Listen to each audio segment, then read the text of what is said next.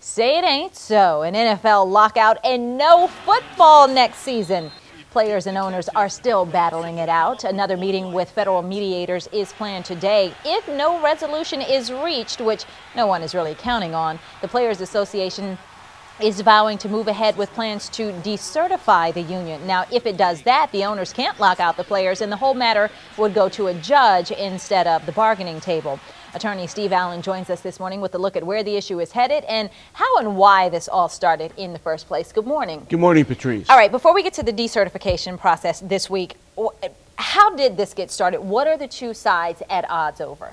Well, the whole issue really is this. Football and baseball are both monopolies, but baseball has an exemption from the antitrust laws. Football does not.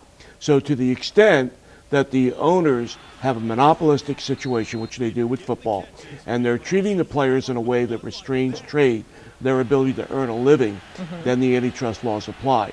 Now, because of the federal labor laws, so long as there's a union, there's an exemption under the federal labor laws to negotiate a collective bargaining agreement.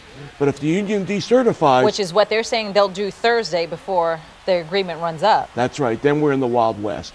At that point, there's no exemption from antitrust.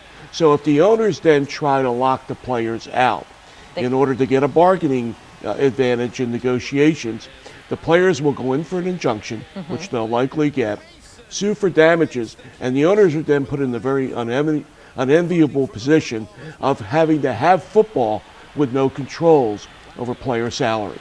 And that could be skyrocketing labor costs to the owners, letting the genie out of the bottle. Very difficult to put back in. But that looks like where we're heading. I mean, they are going to decertify the union, and so there won't be this lockout that we've been talking about. It will go into that next phase. Well, remember, football really doesn't begin until the summer. Yes. So the owners could decide to allow the union to decertify and not do a lockout and continue to negotiate. That's likely what the federal mediator will suggest.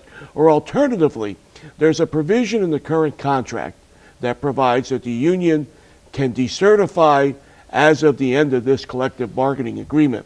But if they don't decertify, they got to wait 6 months. So what you may see is an agreement to amend that agreement to extend the decertification process out a month or two to allow continued negotiations. That's what I think may happen. And the players are saying that, look, we just want a bigger share of this pie. The owners get this amount of money. We want more in on that. We want more control over some things. And that's where this all started, with them being at odds over that and haven't been able to resolve it. Well, it's a traditional labor dispute. The players are saying we want to be paid more. The owners are saying we want to make more. And now there's the battle. Okay, 20 seconds left. What happened? What does this all mean for the fans? If I have season tickets, you know, people that have the sky boxes, what if there's no football? Are they still on the hook for those seats, those boxes? They'll have to work that out. But I expect there will be football. I think there will be an agreement. It may not be by Thursday, but by the time spring training, the preseason opens, I'm still in baseball with spring training. By the time preseason opens, I would expect some form of agreement. That might be all we have is baseball. I better get on board with the Orioles. Well, the Orioles are doing better, hopefully, this year. Go Orioles. All right. No, I'm still go Ravens.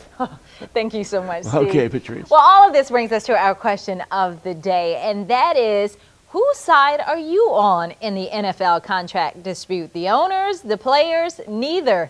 We're going to take your calls in our 7 o'clock hour. You can also go to foxbaltimore.com and tell us what you think, or sound off through Facebook. Send us a tweet at Fox Baltimore.